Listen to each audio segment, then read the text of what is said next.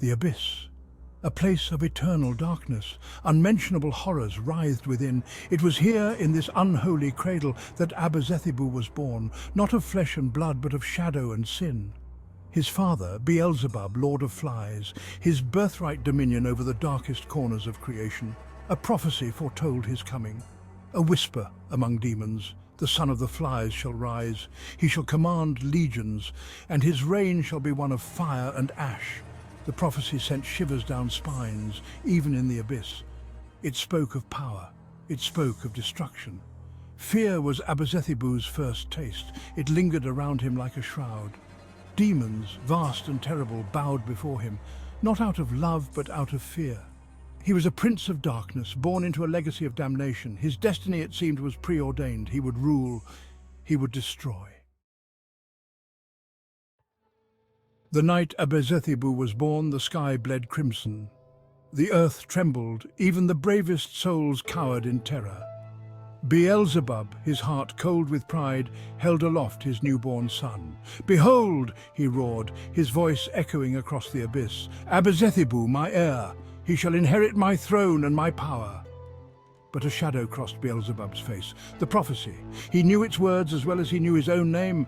With a heavy heart, he turned to his most trusted advisor, a demon of immense age and wisdom. "Teach him," Beelzebub commanded. "Teach him to control the power that flows through his veins. Teach him to rule without mercy." And so began Abezethibou's education. He learned to command the legions of the abyss. He learned to wield fire and shadow. He learned to instill fear with a single glance. The young prince excelled in his studies. His power grew with each passing day. Soon he surpassed even his father's expectations. As Abezethibou grew, so did his ambition.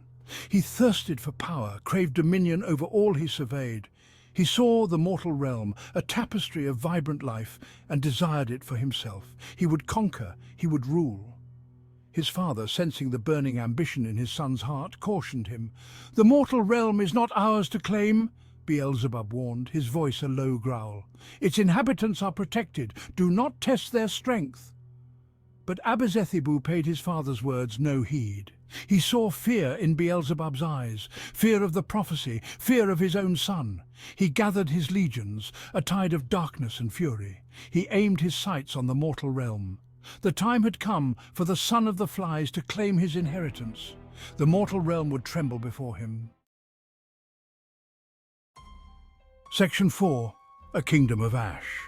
Abezethibou's invasion was swift, brutal.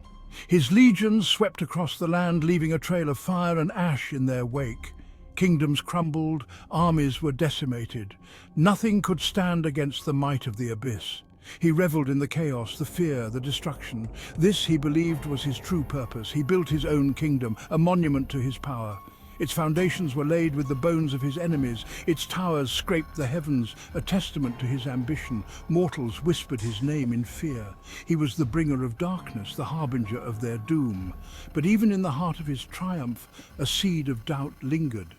A whisper of the prophecy, a reminder of the price of his ambition. For a time he ignored it, drowning it out with the screams of his enemies and the roar of the flames. But the doubt remained, a flickering shadow in the back of his mind. Section 5. The Wrath of the Seraphim. The heavens, however, could not long abide Abezethibou's reign. The cries of the innocent reached the ears of the divine. The seraphim, warriors of light, descended from the heavens. Their wings were as bright as the sun, their swords sharper than any earthly blade. They were vengeance incarnate, and they had come for the son of the flies. The war that followed was unlike any other. Light clashed against darkness. Heaven met hell on the battlefield. Abezethibou, drunk on power and rage, fought with the fury of 1,000 demons. He cut down the seraphim, their luminous blood staining the ground black. But for every angel that fell, 2 more seemed to take their place. He realized, with a chilling certainty, that he had made a grave error. He had underestimated the heavens. He had underestimated the power of their wrath. And now he was paying the price. Section 6. The Fall of Abezethibou. The tide of the battle began to turn. The legions of the abyss, once unstoppable, faltered before the unwavering might of the seraphim. Abezethibou, wounded and weary, found himself surrounded. His power, once limitless, waned with each passing moment. He looked up at the remaining seraphim, their faces cold and unforgiving. They were not here to offer him mercy. They were here to deliver justice, and in that moment he finally understood the true meaning of the prophecy.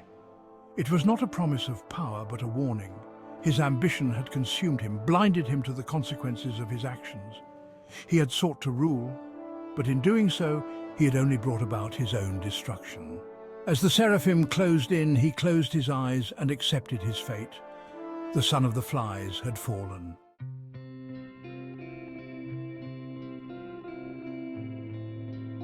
Section 7. Echoes in Eternity. The kingdom of Ash crumbled.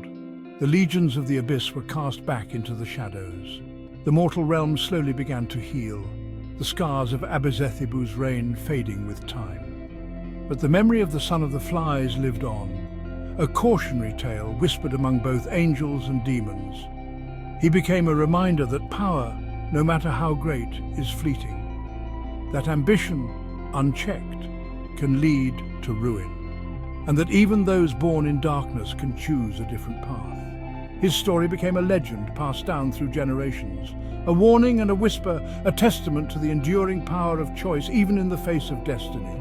The legacy of Abezethibou, the son of the flies, echoed through eternity.